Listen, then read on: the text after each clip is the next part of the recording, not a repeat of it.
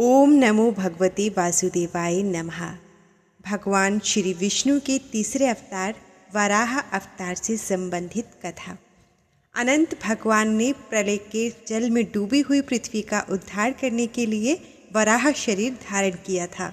कहा जाता है कि एक दिन स्वयंभू मनु ने बड़ी नम्रता के साथ हाथ जोड़कर अपने पिता ब्रह्मा जी से कहा, पिताजी, एकमात्र आप ही समस्त जीवों के जन्मदाता हैं, आप ही जीविका प्रदान करने वाले भी हैं। हम आपको नमस्कार करते हैं। हम ऐसा कौन सा कर्म करें जिससे आपकी सेवा बन सके, हमें सेवा करने की आज्ञा दीजिए। मनु की बात सुनकर ब्रह्मा जी ने कहा, पुत्र, तुम्हारा कल्याण हो। मैं तुमसे बहुत प्रसन्न हूँ क्योंकि तुमने मुझसे आज्ञा मांगी है और आत्मसमर्पण किया है। पुत्रों को अपने पिता की इसी रूप में पूजा करनी चाहिए।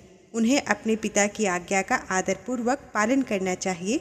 तुम धर्मपूर्वक पृथ्वी का पालन करो, यज्ञों द्वारा श्रीहरि की आराधना करो, प्रजा पालन से मेरी बड़ी सेवा होगी। इस पर मनु ने कहा, पूज्यपाद, मैं आपकी आज्ञा का पालन अवश्य करूंगा, किंतु सब जीवों का निवास स्थान पृथ्वी इस समय प्रलय के जल में डूबी हुई है। मैं पृथ्वी का पालन कैसे करूं? पृथ्वी का हाल सुनकर ब्रह्मा जी बहुत चिंतित हुए। वह पृथ्वी के उद्धार की बात सोच ही रहे थे कि उनकी नाक से अचानक अंगूठे के आकार का एक वराह शिशु निकला। देखते ही देखते वह पर्वताकार होकर गरजने लगा। ब्रह्मा जी को भगवान की माया समझते देर न लगी।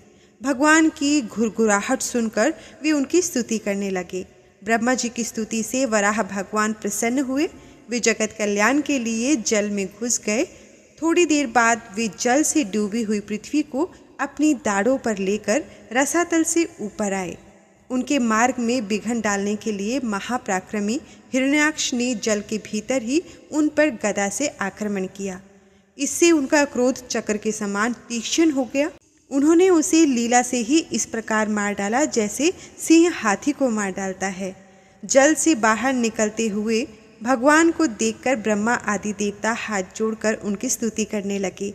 इससे प्रसन्न होकर वराह भगवान ने अपने खुरों से जल को रोककर उस पर पृथ्वी को स्थापित कर दिया। पृथ्वी का उद्धार करने वाले वराह भगवान को हम नमस्कार करते हैं। धन्यवाद।